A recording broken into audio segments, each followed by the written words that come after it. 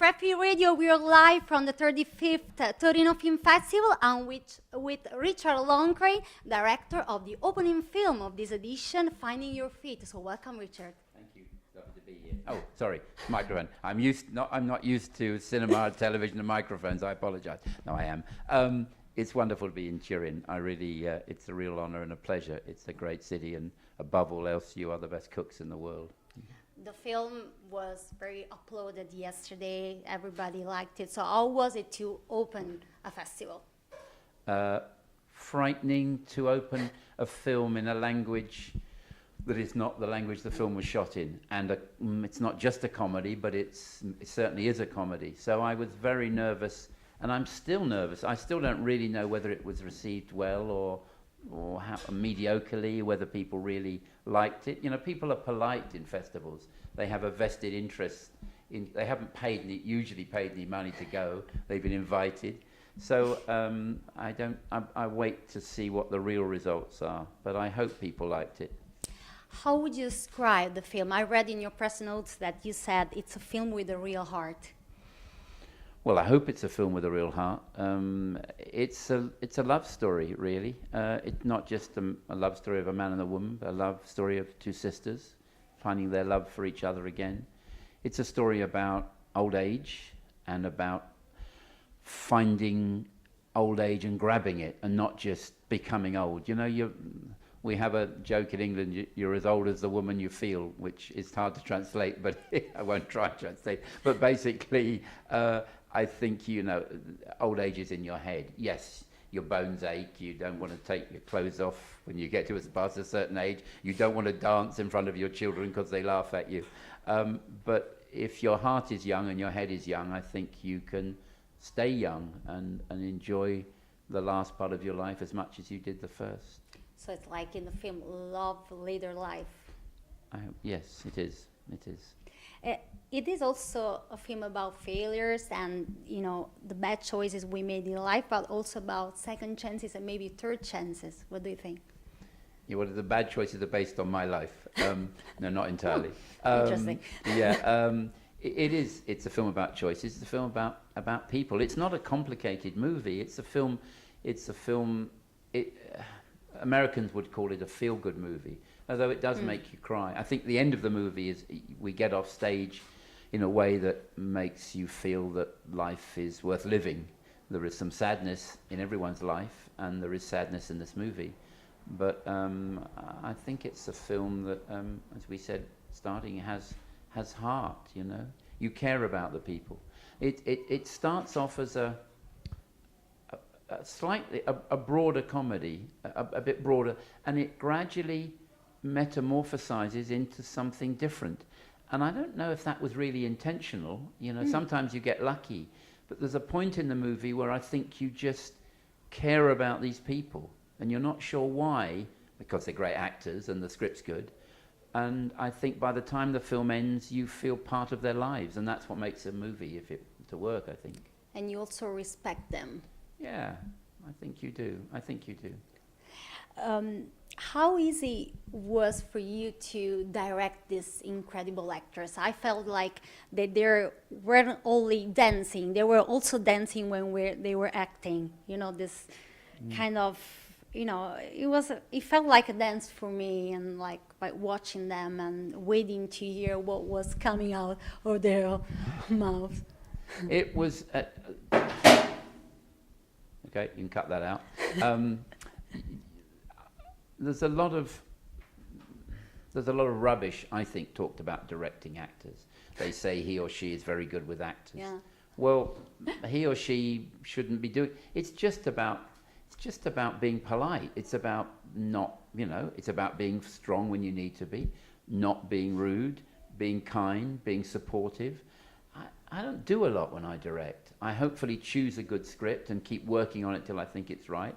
I then choose the best actors I can find, who aren't necessarily the most commercial actors, not always. But in this case, they were well known, but they're not well known in America, for example, really. And so it's going to be interesting to see. We have a wonderful distributor in America who distributed Manchester by the Sea, called Roadside Attraction.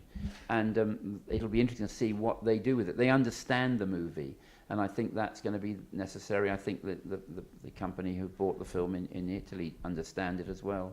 But it's a film that needs to be nurtured. You can't just put it out in 1,000 screens and expect people to just go.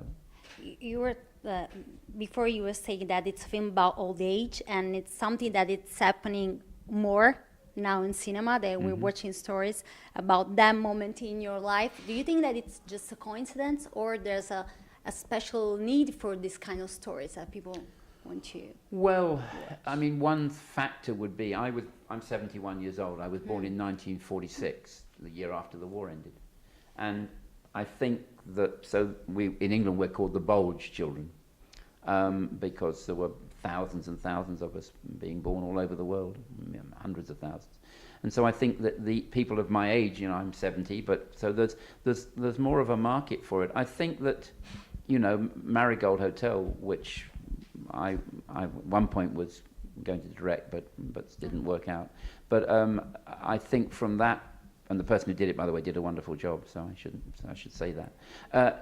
I think since that film made, I don't know, $400 million around the world, it's a financial business. This is not, you know, it may be an art form, but it's an art form that requires vast amounts of money. So once people realised, financiers realised there was money to be made, then sure, there was a market to do it. Something that I'm curious about, there's an interesting choice of an Italian song when they're arriving in Rome. It's Tintarella di Luna. Yeah. It's great something song. that you come out. No, my editor found it. My editor, Johnny Dawkes, is a musician. He's not really an editor. He's a film director and a musician. But I met him. I have a company that makes apps. We do a Shakespeare app with Sir Ian McKellen about The Tempest we've done, and we're doing a whole series of them. And I met Johnny Dawkes through that, and I decided to ask him to edit the film. He's never edited a feature film before, but he wrote the end song, that wonderful song at the end. My editor wrote that, and it's being recorded. It's been recorded by a great Old English singer of the age of, who's 50-something. It's very... poignant. Yes. I have to ask you a question. I'm going to ask you a question now. At the end of the movie, that song, okay, the song that we play out, the lyrics for me, I tried many ways to try and end the film, and I didn't know what to do. It didn't work. We wrote score because you could call it a chase sequence. He is leaving, she is running to try and find him. So we wrote music, we had the composer try, and it didn't work. So fast music and then slow music and didn't work. And then I thought maybe we should try a song, because normally in a romantic comedy, at the very end of the movie, you have the play-out song. And I thought, what about if we started the song before the movie ended? So the song became her voice, what she was thinking, what her life was about. But my question to you is, as an Italian, do you think that for Italians who don't speak English, that the lyrics of that song should be subtitled, or do you think it would confuse them? Because... what do you think? I wouldn't normally, the rest of the rock and roll songs, you don't need to know the lyrics. When thinking about the fact that it's like sort of her interior voice approach, meant to be. It could be something that could be added to the story. You don't think it wouldn't confuse you? Well, yeah, there's a part of the audience that might not really get the symbolism. Yeah, but you understood it in English. Yes, but you know. But you speak English. I speak English, and plus, since we work in this environment, sometimes I notice that I feel things and I notice things that normally the general audience, but it's not because I'm pretty good, but I'm just used to analyze the film. Yeah, okay. So I look for those things, and sometimes when you just go and watch a film, you don't look for particular things. You just stay there and react to. Okay. But in a way, I like things to get deeper. So yeah, it's just a question. I have mixed feelings. Okay, well that's that. what my producer said. We both have mixed feelings. So you've been no help to me at all. Thank you.